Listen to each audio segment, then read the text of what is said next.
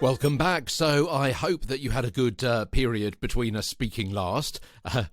Maybe you got a bit of sleep in. Maybe you've had a few meals, meet a few friends. Maybe you've been practicing some of those voice exercises that we were talking about a month or two ago. Whatever you've been up to, hope you're well. Welcome to today's episode of Get a Better Broadcast Podcast and Voice Over Voice. I'm Peter Stewart. Yesterday, I think we teased it quite effectively, didn't we? We were talking about the kind of caveman attitude, about fight, fleeing, or indeed freezing, and what the problems are that freezing causes to your voice. And today, the mental effect of mic fright, the effect of nerves and stress on the body continues in Get a Better Broadcast Podcast and Voice Over Voice. Psychosomatic is a physical illness or condition caused or aggravated by a mental factor such as internal conflict or stress relating to the interaction of the mind and body.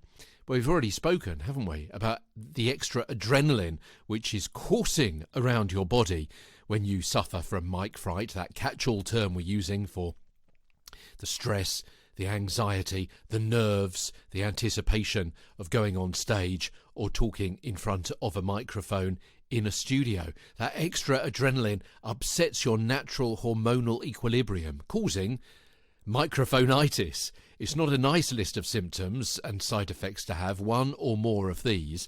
I mean, mentally, you could have concentration evaporation, a foggy brain. Have you ever had that brain fog? You just can't think clearly. It's kind of like jet lag, or maybe feeling lightheaded, losing an understanding of time, either time dragging or speeding. Feelings of apprehension, fear, dread or panic. Feelings of failure, inadequacy or lack of skill. And negative and self-critical thoughts. It'll go badly. I won't cope. I'm going to be found out. That's a list of some of the mental effects of mic fright right there. Incidentally, let's just go back to one of the first things that I mentioned about 30 seconds ago in that list. Losing an understanding of time in either dragging or speeding.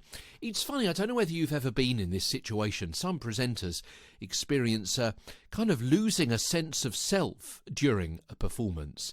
Not quite in the moment. Viewing themselves from a kind of third-party point of view, and a strange sense of self afterwards, so they've lost a sense of time, the event either super slow, tortoise-like and tortuous, or a racing roller coaster, and all over too soon. Maybe you work at a radio station, and you've had a guest in, and you've shown them into the studio, and they've done the interview with a colleague, and they've come out, and they've said, I thought you said it would only last, 10 minutes. Well, that lasted half an hour. No, it was just 10 minutes, just felt like half an hour. Or the other way around. It was over so quickly. They lose all sense of time. And it's thought that's because our perception of time depends on rhythms which are regulated by adrenaline. And in this kind of situation, if you're nervous, excited, then you've got much more adrenaline coursing through your veins. As I say, at moments of stress, we got too much of it. Actor Arthur Darvill, do you remember him from the reboot of Doctor Who back in the day, said, I've been so nervous during shows that I've walked off stage at the end and immediately forgotten everything I've just done. And that is quite extreme, and we feel for Arthur in that. But at least he's forgotten things afterwards rather than before, which is another kind of evidential piece of mic fright.